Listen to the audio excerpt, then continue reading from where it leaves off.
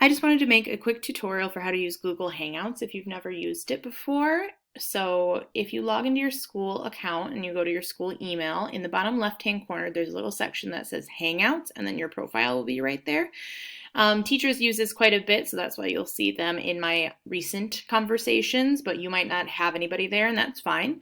If you would like to start a conversation with me or with another teacher, you just have to click on this little plus, and then you can type in that teacher's name. So let's say I need to talk to Miss DeYoung about something. I can just start typing in DeYoung, and then I can click on her email.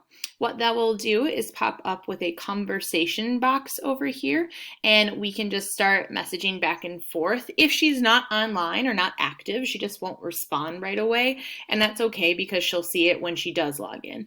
So if I had a question about something, but I didn't need an answer immediately, or I wanted to make sure she saw it as soon as she logged into her email, I could just ask that question right here and know that she would get it as soon as possible. You can send little emojis when you do messages, or if you need to attach an image of something. So if you are maybe confused on problem on Delta Math or something like that, you could take a screenshot and then drag it and drop it in here, and then I could take a look at it. You can also, if you unclick notifications, that will mean that when I respond, you won't be notified of it. So maybe don't unclick that, especially if you would like to hear back from me.